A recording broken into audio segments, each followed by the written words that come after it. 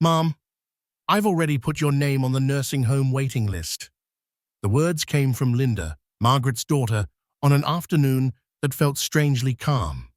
No anger, no raised voice, just a decision that seemed already made. Margaret, 81 years old, sat quietly by the window. In that moment, she wasn't afraid of death. She wasn't afraid of illness either. She was afraid of only one thing. She was afraid of being kept alive without being asked for her consent. Afraid that one day, every decision, when to eat, when to sleep, when the lights go off, would be arranged by someone else.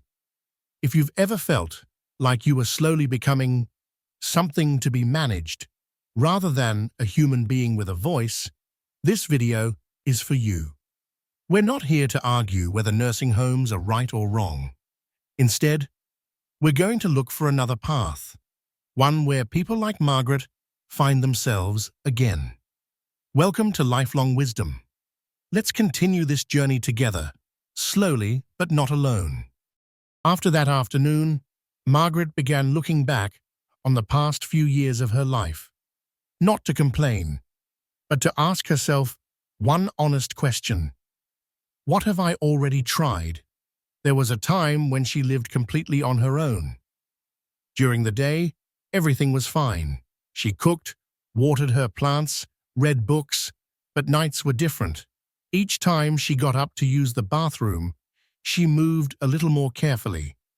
Each time she stepped down the porch, her heart beat a little faster. Not because she was weak, but because a quiet question kept echoing in her mind. What if I fall? No one would hear.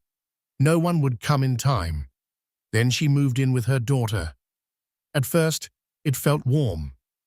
Dinner conversations returned. The house felt alive again. But after a few weeks, Margaret began to shrink. She waited for her daughter to come home before cooking. She lowered the TV volume. She hesitated to ask for help.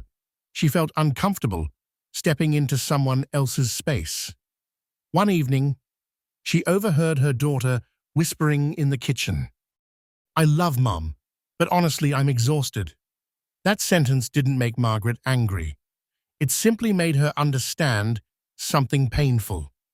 Here, she was becoming a burden, without anyone meaning to make her one.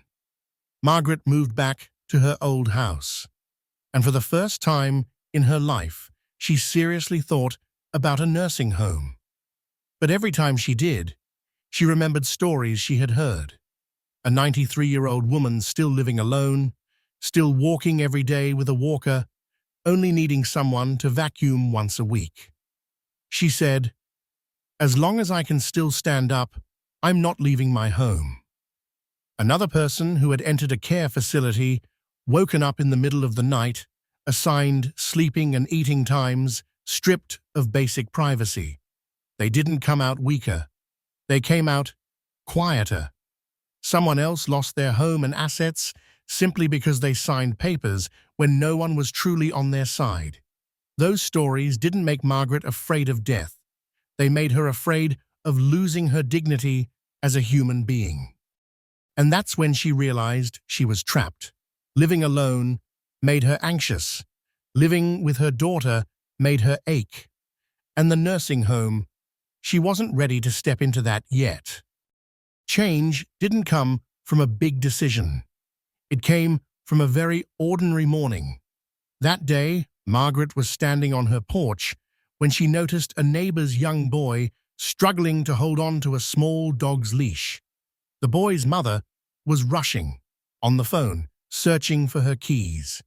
Margaret said just one simple thing, naturally, "If you need, I can watch him for a little while." Just watching a dog, not caring for a person, not a heavy responsibility. That afternoon, when the mother returned, she knocked on Margaret's door and handed her a warm container of food. "I made extra. This way you won't have to cook." The next morning, Margaret received a short message. "Good morning. Are you okay today?" A few days later, the boy's father noticed Margaret's front step was a bit slippery.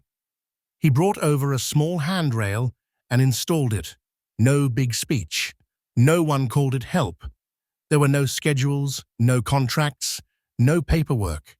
But something felt very different. Margaret sat in her familiar chair and suddenly felt lighter. Not because someone was doing things for her, but because someone needed her presence. She was no longer someone being taken care of. She was someone contributing to other people's lives.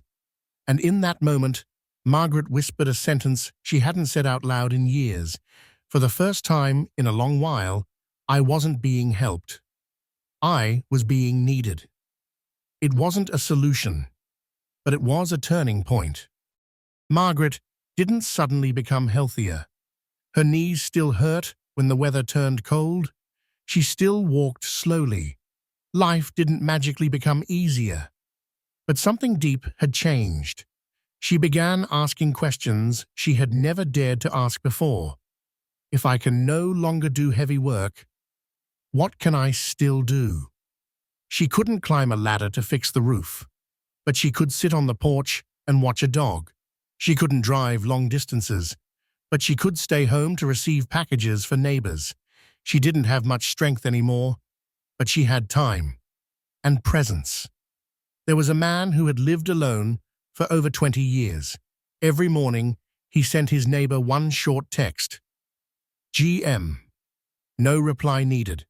But if one morning that message didn't arrive, the neighbor knew to knock.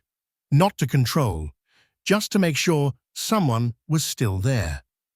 There were two older adults, each with a spare room. They let a younger person live rent-free. In return, the young person helped with groceries, light bulbs, and shared dinner a few evenings a week. Not living together to avoid loneliness, but living together so each person could still be themselves. Margaret realized something she had never considered before. Maybe what exhausts older adults most isn't needing help. Maybe it's the feeling of pretending to be strong just to avoid becoming invisible. And perhaps the real question isn't, how do I avoid needing anyone? But rather, who around me needs something that I still have to give? Margaret still lives in her old house, not because she denies reality, but because she chose the way of living that fits her life right now. She understands that there are times when people truly need constant medical care, and nursing homes can then be a necessary option. But she also understands something else. Before that moment arrives, there are paths in between. Some people live independently with light support at home. Periodic cleaning, grocery delivery, safety equipment. Some share their living space with a younger person, exchanging housing for presence and reasonable help. Some build quiet agreements with neighbors, morning messages, shared meals, watching each other's pets. Some find stability in small communities where giving and receiving exist side by side. Margaret smiles when she thinks about this. Independence doesn't mean doing everything alone. Independence means having the right to choose how you need others. If you're still here, thank you for listening until the end. You still matter, and you are still being heard. If today's story resonated with you, please subscribe to Lifelong Wisdom, and let's continue these slow, kind, and dignity-filled conversations for the road ahead.